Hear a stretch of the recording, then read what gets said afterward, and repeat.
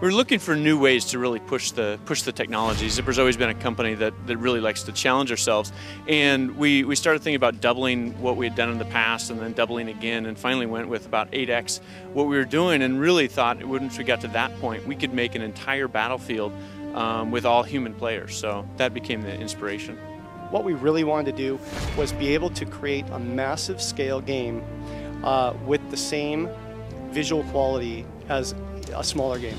And so we didn't want to compromise in any way the amount of stuff, the amount of cover, plants, anything in a large-scale game compared to a smaller game. We spent a lot of time trying to figure out how to really achieve those high player counts and stuff, and came up with an all-new network architecture that really could support that number of people. We've been running 256 player tests on the network since middle of last year, and late last year we got a 256 live player game going on for the first time. Once we had refined our streaming system, it's kind of an adaptive approach.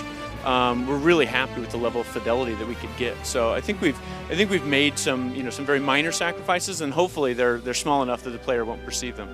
When you're looking around a battlefield and you see smoke going off over here or an airstrike happening over here, you can hear it, you can see it, and the tech part of it is that literally these are players that are playing right now. I think that's the coolest part, is that this isn't just AI driven or anything like that. This is real stuff. They come in, call in an airstrike, and bam, you're thinking immediately, holy crap, my buddies over there are getting slaughtered.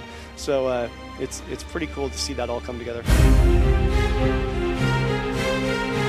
Really, when you join one of those private armies, you become part of a bigger group, and it's about maintaining your position in Shadow War and allowing your character progress through a skills tree and learn about what that faction has to offer. First of all, there's Raven, which is that high-tech group. That's kind of got that high-tech, sleek look to them. There's the aggressive, edgy group that's kind of a little bit intimidating.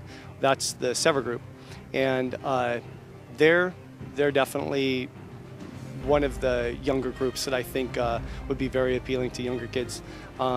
There's also the group that we announced today is the Valor group, and that's kind of your traditional military style group that we've given a little bit of Hollywood badass look to by ripping off the sleeves and showing the guns a bit. We have to keep it balanced, so it's not going to be completely different by picking one of them, but I think the visual style is something that somebody new to the game would want to come in and just play that style because they're attracted to it and they like playing it. The Shadow War really provides the layer of persistence in MAG that really drives players to come back again and see how their private army is doing in the overall battle.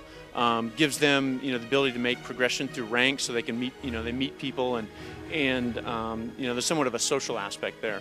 We hope that the MAG and MAG Shadow War is a place that people go online to check out the state of it, and potentially have to call in sick for the rest of the day to get home to continue the battle for their faction.